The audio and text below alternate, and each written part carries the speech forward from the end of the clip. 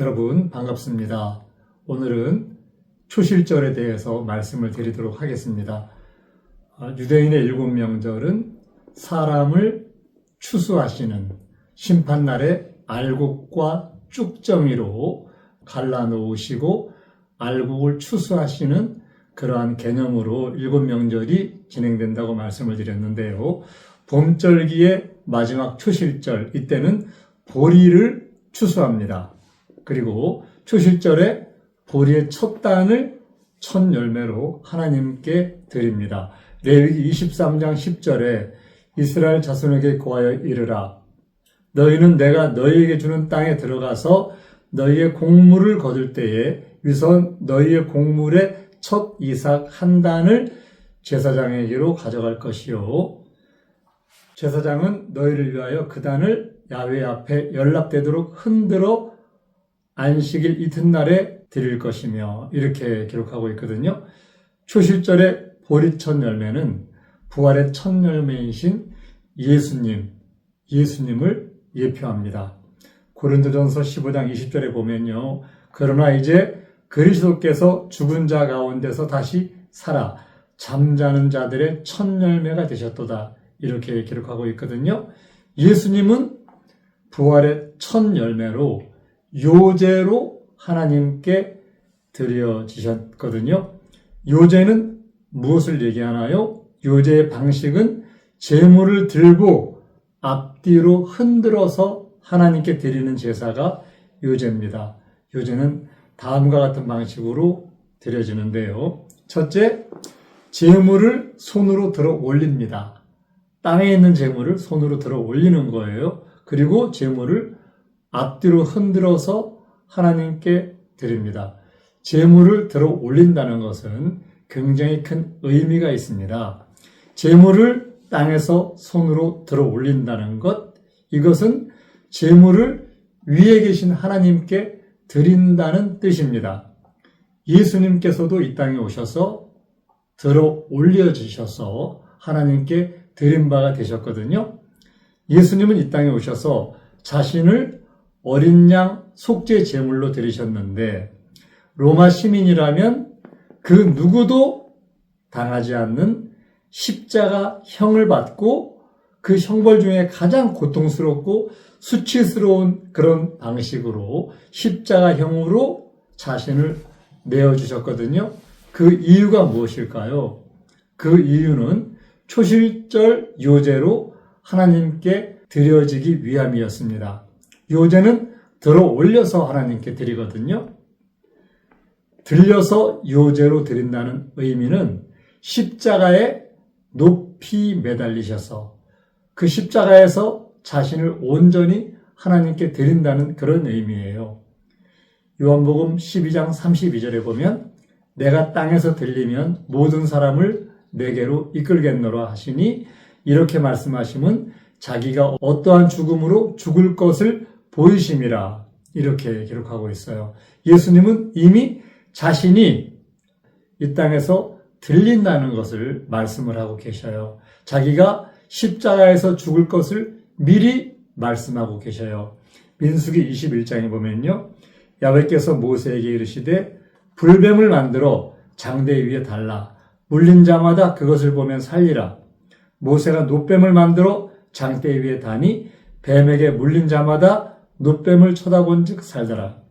이제 모세가 놋뱀을 장대 위에 달았잖아요. 그리고 놋뱀을 들어 올려서 장대 위에 매달고, 그리고 이 물린 자들, 죽은 자들이 놋뱀을 쳐다보면 살았어요. 예수님은 놋뱀을 달아서 놋뱀을 본 사람이 살아난 부분에 대해서 실체가 되셔서, 실제로 그분이 이 땅에 죽어있는 사람들이 자신이 십자가에서 들린 그 자신을 바라보면 살리는 그 요제로 초실절의 제물로 드려주시는 이 부분을 이 땅에 오셔서 예수님은 완성하셨거든요. 요한복음 3장 14절에 보면요. 모세가 광야에서 뱀을 든 것과 같이 인자도 들려야 하리니 이는 저를 믿는 자마다 영생을 얻게 하려 하심이라. 무슨 말이에요? 저를 믿는 자마다 들려 올려서 십자가에 달리신 그 예수님을 보는 자는 영원한 생명을 얻는다는 거예요. 모세가 광야에서 뱀을 들어서 그 들린 뱀을 본 자가 살았잖아요. 이와 같이 인자도 들려서 내가 나를 보는 너희들을 영원히 살려주시겠다, 이렇게 말씀하시는 거예요. 이 대목은 저를 믿고 예수님의 초실절 실체에 연합하는 예수님과 함께 십자가에 못 박혀 들리는 이런 사람들은 영생을 얻는다는 말씀이에요. 예수님이 십자가에 들려서 못 박히셨잖아요. 우리도 이 땅에서 들려서 초실절 그 제물에, 요제로 하나님께 드려지는 초실절 제물에 연합하는 사람들은 예수님과 함께 하나님께 드려지는 영생에 이르는 그런 믿음을 받는다는 것이 초실절 추수에 대한 개념입니다. 예수님께서 죽으시고 부활하셔서 하나님의 보좌 우편에 앉으신 것처럼 예수님의 초실절에 연합하는 성도들은 그들의 죽은 영을 예수님과 함께 부활시키셔서 함께 하늘나라에 앉게 하시겠다는 게 초실절에 참여하는 성도들에게 베푸시는 은혜입니다. 성경 속의 모든 예언은 이루어집니다. 예수님께서 십자가 형벌을 받으신 것도 초실절을 이루려 하심입니다. 만약에 죽을 때 땅에 쓴 채로 목베임을 받아서 순교한 그런 사례도 많이 있잖아요. 그렇게 예수님이 돌아가셨다고 하면 그 초실절의 요제로 들려서 하나님께 드려질 수가 없는 거예요. 예수님은 모세가 광야에서 놋뱀을 든 그 자신에 대한 예언, 자신에 대한 계시, 이것을 이루시기 위해서 그 추악하고 수치스럽고 로마 백성들은 전혀 형벌을 받지 않는, 너무나 흉악해서 십자가 형벌을 받지 않는 그 형벌을 예수님은 초실절의 제물로 자신이 하나님께 드려지기 위해서 십자가의 고통을 받으신 겁니다. 에베소서 2장 5절에 보면요, 허물로 죽은 우리를 그리스도와 함께 살리셨고 또 함께 일으키사 그리스도 예수 안에서 함께 하늘에 앉히시니, 저는 이 말씀을 읽을 때마다, 묵상할 때마다 굉장한 은혜와 감동을 받습니다.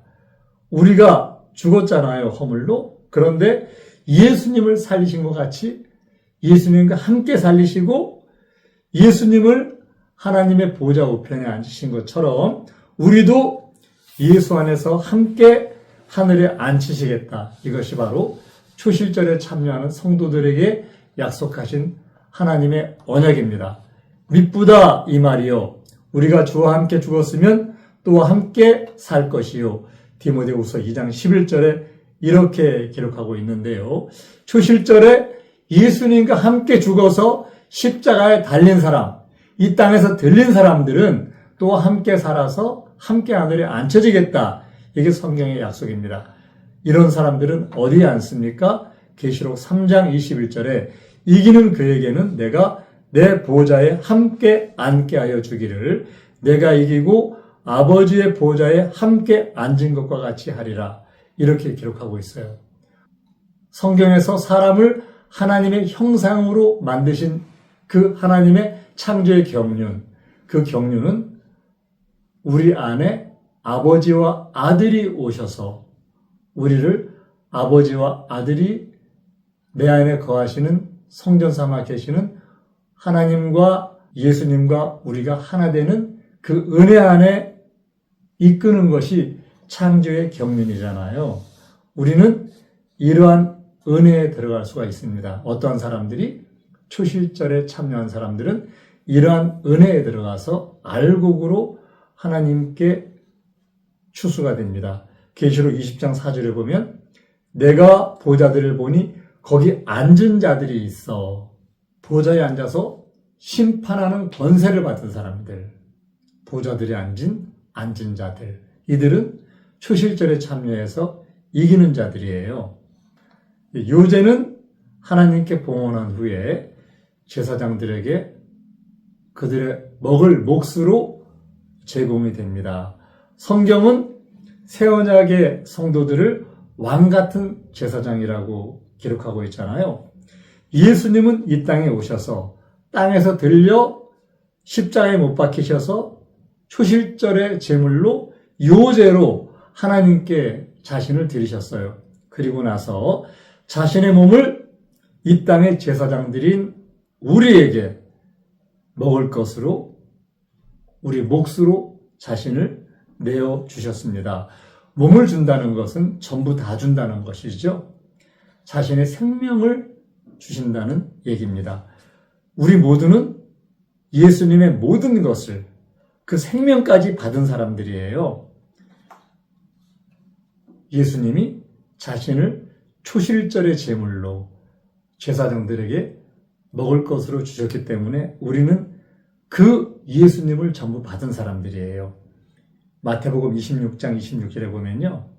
예수님이 마지막 만찬하시면서 하신 말씀, 저희가 먹을 때에 예수께서 떡을 가지사 축복하시고 떼어 제자들을 주시며 가라사대 받아 먹으라. 이것이 내 몸이니라 하시고 또 잔을 가지사 사례하시고 저희에게 주시며 가라사대 너희가 다 이것을 마시라. 이것은 죄 사함을 얻게 하려고 많은 사람을 위하여 흘리는 바 나의 피 곧 언약의 피니라. 이렇게 말씀하시거든요. 예수님은 이 땅에 오셔서 초실절의 제물로 자신이 요제로 들려서 하나님께 드림이 되면서 자신을 이 땅의 제사장들인 우리에게 먹을 것으로 주셨죠. 요한복음 6장에 보면요. 내가 곧 생명의 떡이다. 이렇게 말씀하세요. 6장 48절 내가 곧 생명의 떡이로라.